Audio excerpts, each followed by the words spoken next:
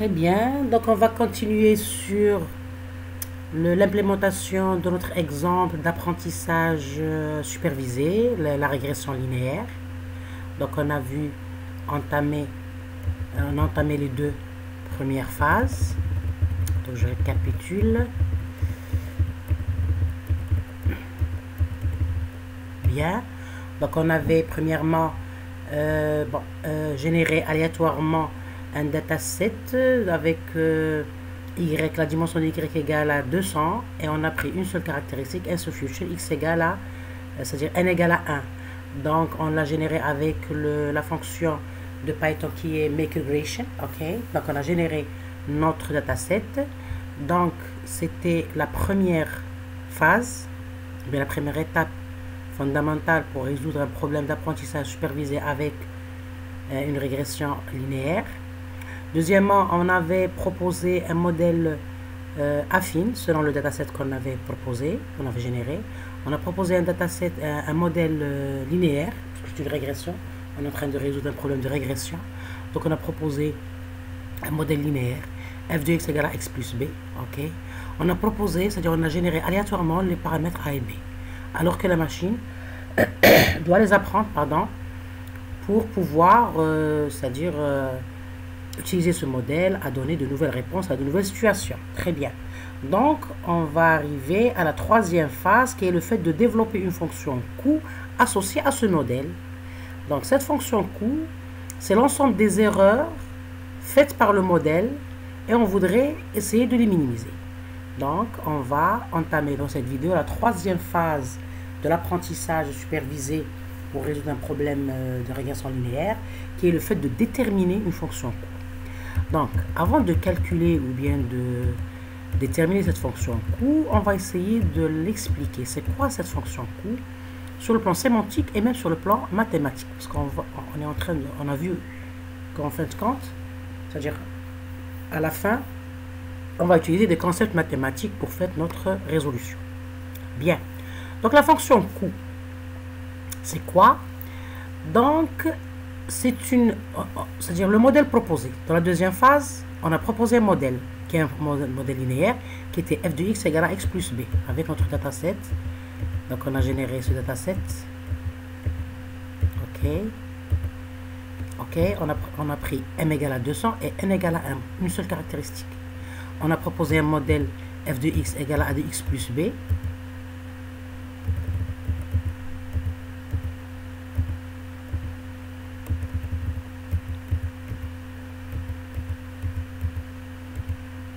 Bien, on a proposé un modèle f de x égale à x plus b vis-à-vis de notre dataset, avec m égale à 200 et n égale à 1.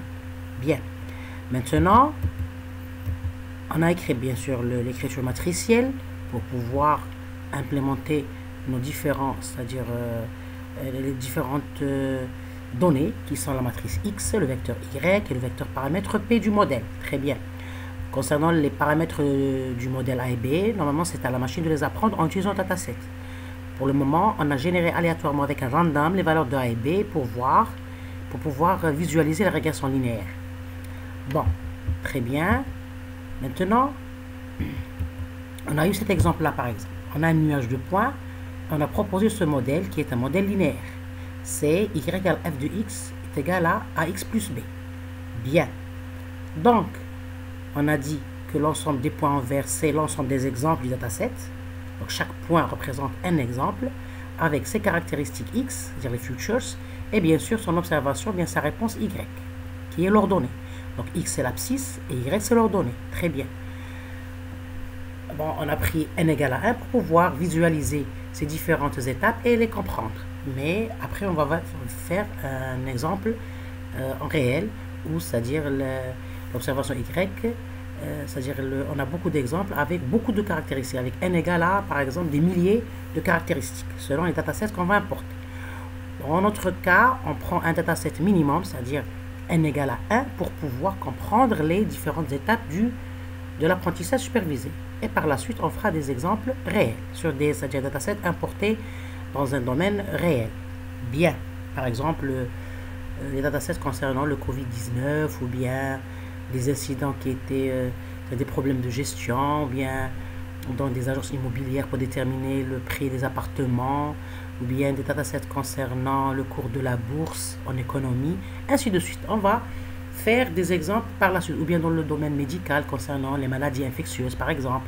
On va essayer d'importer des datasets existants et on va leur appliquer ces différentes étapes de l'apprentissage automatique, ou bien de l'apprentissage supervisé.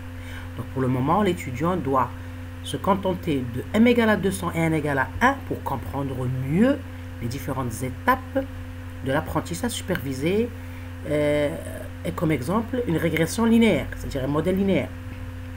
Lorsqu'il va comprendre très bien ces différentes étapes et les différents concepts de l'apprentissage supervisé sur le plan sémantique et aussi sur le plan mathématique, c'est-à-dire le concept mathématique, c'est-à-dire sur l'axe de formulation des différentes étapes avec des concepts mathématiques.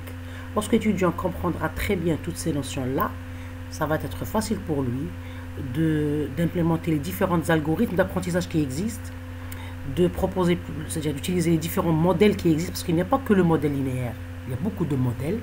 Il peut adapter n'importe quel modèle à sa problématique. L'essentiel, il doit comprendre cette sémantique de l'apprentissage et la formulation mathématique. Et bien sûr, les principes des algorithmes de l'apprentissage supervisé. Parce que, en fin de compte, les principes algorithmiques, ils sont basés sur des concepts mathématiques. La stratégie de recherche, la façon de structurer les données, la façon de modéliser, c'est-à-dire de proposer les modèles et de minimiser les erreurs, c'est à travers des métriques mathématiques, statistiques, probabilistes. Ok? Très bien. Donc, je reviens à ma fonction coût. Donc, la fonction coût, comment on va la comprendre sémantiquement? Donc, on avait notre différent nuage de points ici, qui est l'ensemble des exemples de notre dataset. Donc, on a dit que chaque point, il a ses coordonnées dans le repère. Les coordonnées sont l'abscisse X, qui sont les caractéristiques, ou bien le futures, et l'ordonnée Y, qui est bien sûr la réponse, ou bien l'observation vis-à-vis de ces différentes caractéristiques. Bon, et on va proposer un modèle ici, un modèle linéaire f de x égale à x plus b. On l'a visualisé dans le nuage de points. Donc, on a dit déjà que ce modèle, il est assez bien le fait qu'il s'intègre dans le nuage. C'est-à-dire, il n'est pas éloigné, ou bien il coupe le nuage en deux. Il est dans les alentours des différents points qui sont les exemples du dataset. Donc, déjà, on peut dire que visuellement, dans cette figure-là, on peut dire que c'est un bon modèle. Bien. Maintenant, malgré qu'il est bien, mais quand même, il y a des erreurs. Pourquoi et comment? Donc, on va expliquer. Donc, par exemple, ici, le point vert, c'est un exemple du dataset. Donc, c'est un exemple réel. OK? Donc, normalement, il a comme caractéristique, on va prendre ce point-là, il a comme caractéristique x égale à 5, et il a comme réponse, dans l'axe des ordonnées, y égale à 6. Donc, ici, y égale à 6, c'est la vraie valeur réelle de l'observation y. Donc, c'est la vraie valeur de y. C'est-à-dire qu'il se trouve dans le dataset. Parce qu'on a dit que le dataset, c'est un ensemble de données qui sont récoltées et regroupées du réalité, c'est-à-dire du réel. C'est-à-dire qu'ils sont récoltés à travers des expériences ou bien des exemples qui ont déjà existé. Donc cette valeur 6, elle est correcte, elle est réelle. Bien. Maintenant, on a proposé en rouge ça, c'est-à-dire ce qui est visualisé en rouge, cette droite-là, parce que c'est un modèle linéaire. Donc cette droite-là, c'est le modèle qui va apprendre, c'est-à-dire c'est le modèle, normalement, qui va nous donner une réponse si on a un nouveau x. C'est-à-dire un nouveau point ici, par exemple, on va lui donner une nouvelle valeur. Bon.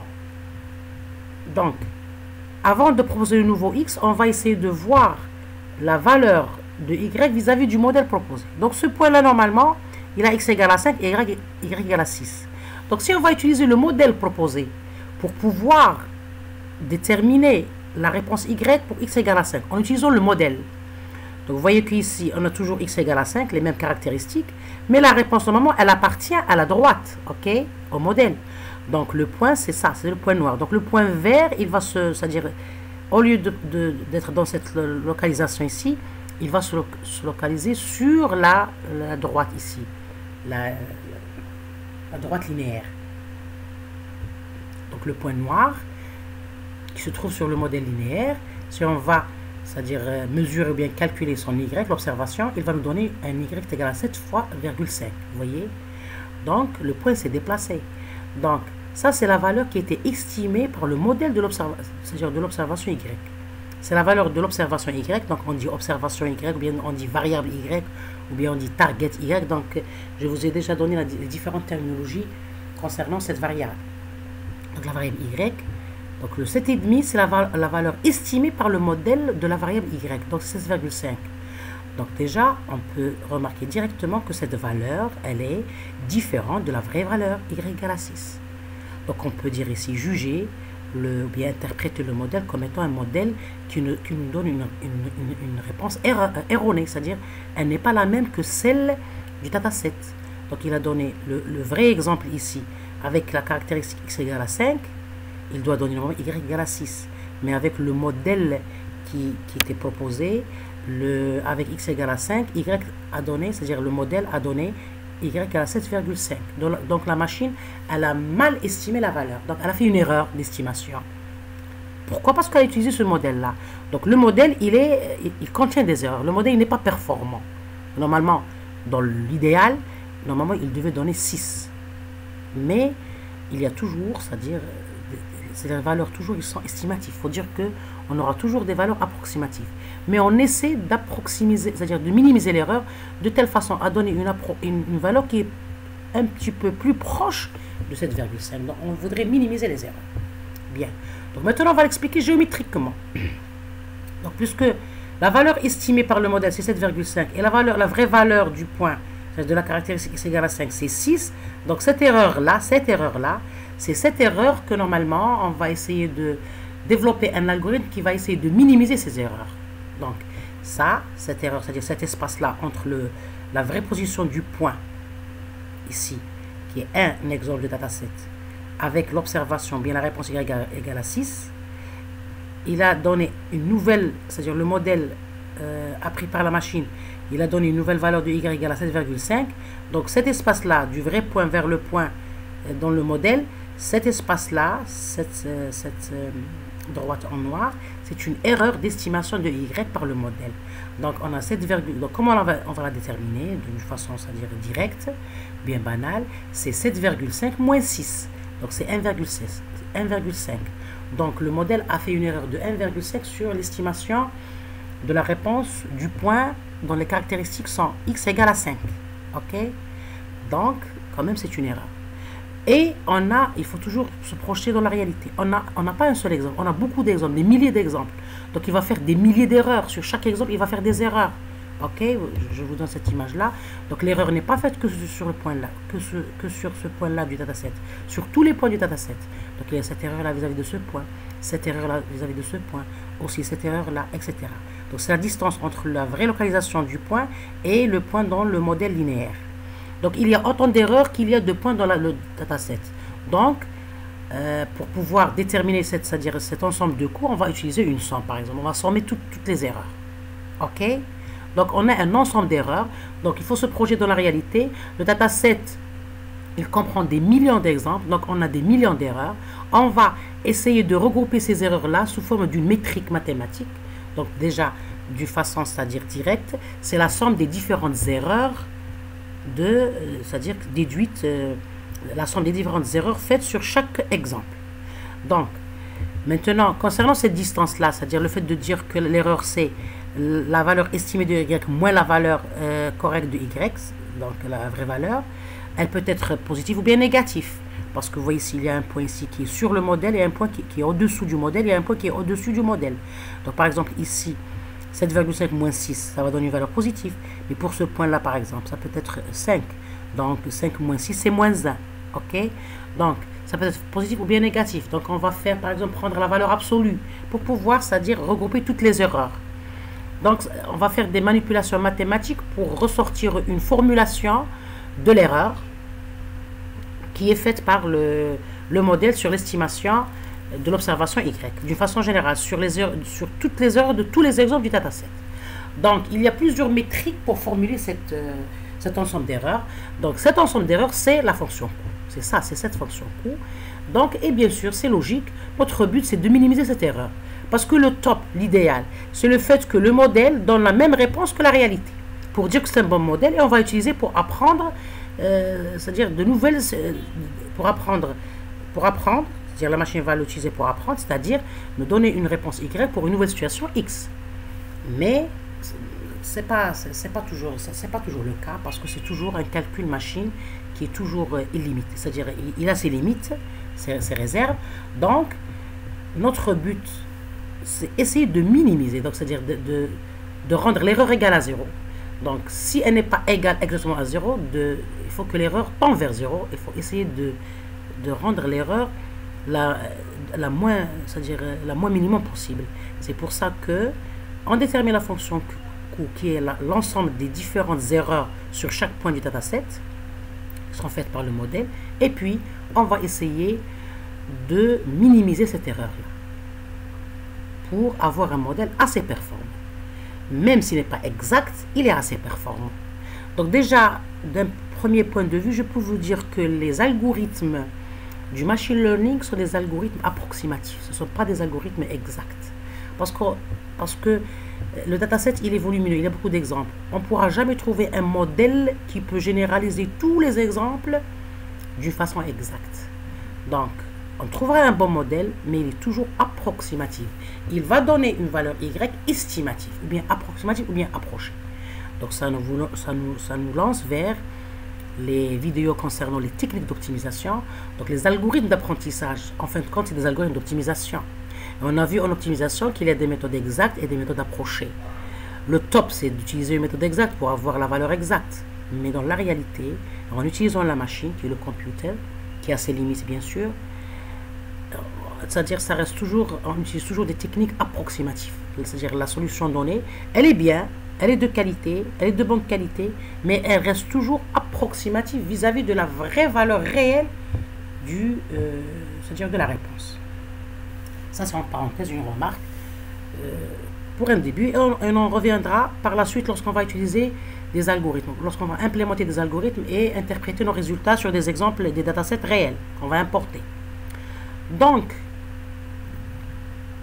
cette déduction, c'est le fait de dire que les techniques de l'apprentissage automatique, ou bien les techniques, ou bien les algorithmes du machine learning sont des algorithmes approximatifs. Ok? Je peux même dire que c'est des méta-heuristiques. Bien. Bon, maintenant, on a expliqué la notion de la fonction Q. Donc, c'est la somme des différentes erreurs faites sur les erreurs faites par le modèle sur les différents exemples du dataset. Bien. Maintenant, une petite remarque, c'est la notion de dire que l'erreur ici, c'est 7,5 moins 6, ça s'appelle la distance euclidienne. C'est une notion mathématique qui est, c'est-à-dire dédiée à la géométrie d'un point dans un repère. Donc, c'est une distance euclidienne. Donc, l'erreur, c'est la différence entre la vraie valeur de Y et la valeur donnée par le modèle. Bien. La fonction Q, c'est la somme des différentes, c'est-à-dire de l'ensemble des erreurs faites sur l'ensemble des exemples du dataset. Très bien. Donc, on va revenir toujours à notre explication ici. Donc, je récapitule comment déterminer la fonction Q qu'on aura l'occasion de minimiser ou bien d'optimiser avec un algorithme d'apprentissage automatique supervisé. Donc, avant, il faut déterminer cette fonction Q. Donc, le modèle estime chaque point, bien chaque valeur de Y, bien sûr, selon les paramètres du modèle, c'est-à-dire donc les paramètres qui étaient appris par le modèle, qui sont calculés par la machine. Donc, il va estimer la valeur de Y, et on sait qu'il y a une vraie valeur de Y qui se trouve dans le dataset. Donc, la machine va mesurer la différence entre les valeurs de Y données par le modèle et les vraies valeurs de Y qui sont dans le dataset. Donc, c'est sous forme de f de x moins y. F de x, c'est le modèle. Bien. Donc, ces différences, c'est-à-dire cet ensemble de différences, sont les erreurs faites par le modèle utilisant les paramètres A et B appris par la machine. C'est-à-dire, j'insiste sur le fait de dire que ces erreurs sont générées par le modèle en utilisant les paramètres parce que l'erreur, elle dépend des paramètres. Parce qu'on a vu que nous, on propose le modèle à la machine, c'est-à-dire l'être humain, l'utilisateur, propose le modèle à la machine, et c'est la machine avec les paramètres inconnus. Et c'est à la machine d'apprendre les paramètres en utilisant le dataset. Donc, si elle va déterminer de très bons paramètres, il y aura moins d'erreurs. Donc, les erreurs dépendent des paramètres du modèle, et pas du modèle proprement dit. Ça, c'est d'une façon générale. Parce que, ou même, c'est-à-dire, c'est le paramètre qui influe sur le modèle. Donc l'ensemble de ces erreurs forme la fonction coût qu'on espère minimiser en utilisant un algorithme d'apprentissage pour avoir un bon modèle et par la suite avoir une bonne réponse Y. Donc cet ensemble d'erreurs, on ne peut pas, c'est-à-dire traiter chaque erreur à part, seule, parce qu'on a, c'est-à-dire dans l'exemple, parce que l'erreur, elle est faite sur les exemples du dataset. Donc, et le dataset, il contient des millions d'exemples. Donc on ne peut pas traiter chaque erreur seule. On va essayer de les assembler dans une métrique mathématique. Donc, cet ensemble d'erreurs est structuré avec des métriques. Il y a plusieurs métriques qui structurent cette erreur. Entre autres, c'est la norme euclidienne ou bien la distance euclidienne qui va générer une métrique qu'on appelle l'erreur quadratique moyenne en français ou bien mean squared error. Bien sûr, qui dépendent des deux paramètres du modèle A et B. Dans notre cas, les paramètres du modèle. C'est-à-dire dans notre cas, parce qu'on a deux paramètres, parce qu'on a proposé un modèle f de x égale à x plus b, et il faut se projeter vers les différents modèles qu'on aura par la suite à utiliser. Ils vont avoir plusieurs paramètres. Donc l'essentiel, la fonction coût dépend des paramètres du modèle. Okay? Dans notre cas, on a deux paramètres. Dans d'autres cas, on aura beaucoup de paramètres. C'est selon le volume du dataset. Très bien. Donc, je récapitule toujours pour mieux comprendre la sémantique de la fonction coût.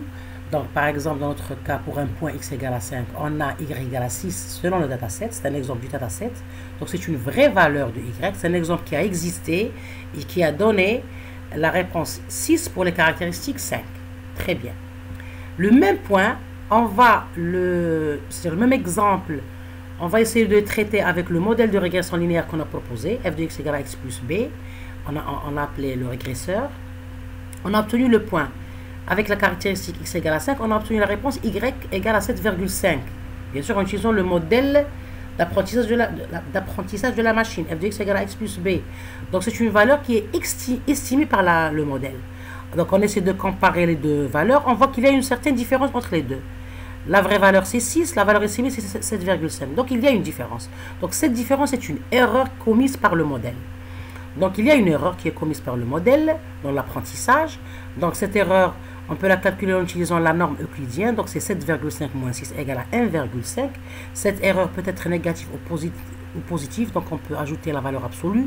OK. Et si on pouvait ajouter la valeur absolue pour mieux comprendre la notion de la norme euclidienne ABS, c'est-à-dire la valeur absolue de 7,5. Parce qu'on peut avoir, c'est-à-dire le Y estimé inférieur à Y réel. OK? Bien. Très bien. Donc, puisqu'on a une erreur, donc il faut corriger ces erreurs. Parce que on n'a pas une seule erreur, on a des millions d'erreurs selon c'est-à-dire la dimension du dataset. Donc, ces millions d'erreurs peuvent, c'est-à-dire vraiment, si on va les garder, c'est-à-dire si on ne va pas traiter ces erreurs-là, on pourrait utiliser un modèle non performant et par la suite avoir des réponses catastrophiques. Avoir une réponse qui sont vraiment fausses vis-à-vis de la réalité. Par exemple, si on va utiliser c'est-à-dire un dataset, ou bien on est dans une problématique c'est-à-dire du problème du Covid, les maladies infectieuses, le Covid-19 par exemple, on pouvait dire qu'un malade il est atteint du Covid alors qu'il n'est pas atteint à cause des erreurs de l'apprentissage. Donc, on va dire qu'il est atteint, donc il va subir un traitement alors que normalement il n'a pas de Covid. Donc ça va avoir des impacts sur sa santé, il pourrait même mener à la mort. Donc vous voyez que le fait de ne pas corriger cette erreur, ou bien la minimiser, ça peut mener à des réponses catastrophiques dans tous les domaines utilisés de l'apprentissage automatique. Donc puisqu'on a cette erreur-là, donc il faut vraiment la traiter. Donc on a autant d'erreurs que d'exemples dans le dataset. Donc l'ensemble des erreurs forme une fonction coût qu'on peut minimiser ou bien optimiser avec un algorithme d'apprentissage supervisé. Donc, cet ensemble d'erreurs, il est structuré selon une métrique. OK. Donc, il y a plusieurs métriques pour structurer c'est-à-dire cette fonction coût, bien cet ensemble d'erreurs. Donc, une des métriques utilisées pour déterminer cette fonction coût est l'erreur quadratique moyenne ou bien mean square error que j'ai empruntée. C'est-à-dire la formule que j'ai empruntée de cette bibliographie que je vais vous laisser dans la description. Donc c'est la formule mathématique de l'erreur quadratique moyenne. Et vous voyez, on a noté J. Et vous voyez qu'elle dépend de A et B parce que c'est les paramètres A et B qui changent. C'est eux qui vont optimiser ou bien qui vont, c'est-à-dire c'est grâce aux valeurs de A et B qu'on dit que le modèle il est bien ou non, ou bien que les erreurs sont minimisées ou non. Donc c'est une formule qui dépend premièrement de A et B, parce que le X ce sont des caractéristiques qui sont données, c'est-à-dire c'est des inputs qui sont connus. Donc l'inconnu c'est le A et le B. Donc c'est ça cette métrique là. Ici c'est la distance euclidienne, c'est f de x moins y, c'est-à-dire c'est la différence entre la valeur de y donnée par le modèle et la vraie valeur de y du dataset. Et on a, c'est-à-dire on l'a augmenté au carré, c'est des régularisations mathématiques pour avoir une formule cohérente. J'aurai l'occasion de préparer une vidéo pour expliquer comment on a obtenu cette formule en détail. Bien, pour le moment on va l'utiliser pour l'implémenter en Python. Donc vous remarquez que la fonction coût dépend des paramètres A et B, car les valeurs X sont des inputs, sont connues, c'est des valeurs qui sont données de réalité, c'est-à-dire de la réalité ou bien du dataset. Donc un bon modèle est celui qui utilise de bons paramètres. Donc s'il y a de bons paramètres, on a des erreurs minimes, c'est-à-dire des erreurs, on a peu d'erreurs. Ok. Donc avec peu d'erreurs sur l'estimation de Y, on aura au moins, c'est-à-dire le fait de dire peu d'erreurs, on aura une réponse, une bonne réponse, une réponse de qualité qui ne causera pas de dégâts ou bien de catastrophes vis-à-vis de sa valeur qui est donnée, bien sûr, à celui qui va utiliser cette application d'apprentissage. Donc c'est ça la définition en général de la fonction coût. Donc c'est la troisième étape de notre algorithme, bien des étapes fondamentales de l'apprentissage supervisé. Donc on a développé, c'est-à-dire compris que veut dire une fonction coût. Donc c'est l'ensemble des erreurs commises par le modèle sur les différents exemples de dataset. Donc on va les structurer dans une formule métrique mathématique comme c'est-à-dire l'erreur quadratique moyenne, et on va dans la quatrième étape essayer de proposer un des algorithmes de l'optimisation pour optimiser cette fonction. Le fait de dire optimiser, on est dans le cas d'un problème de minimisation, donc on voudrait minimiser cette fonction coût, donc minimiser les erreurs qui sont commises par le modèle pour avoir un bon modèle et en fin de compte avoir un bon apprentissage automatique. Donc la quatrième phase, c'est le fait d'utiliser un algorithme. Donc je vais le détailler dans la vidéo qui va venir. Ok. Ici une petite remarque. Cet algorithme-là, c'est-à-dire il y a plusieurs algorithmes d'apprentissage supervisé. Entre autres, il y a des algorithmes qui utilisent des hyperparamètres. Donc on va venir par la suite sur ces hyperparamètres. Et vous voyez ici qu'il y a deux notions. Il y a la notion de paramètres qui concerne le modèle et la notion de hyperparamètres qui sont contenus dans l'algorithme qui va apprendre ce modèle. Ok. Donc je vous remercie pour votre attention, et à la prochaine vidéo on va voir comment on va déterminer l'algorithme qui va minimiser la fonction coût, donc minimiser les erreurs faites par le modèle pour avoir un bon modèle d'apprentissage. J'espère que vous avez saisi, et à la prochaine vidéo.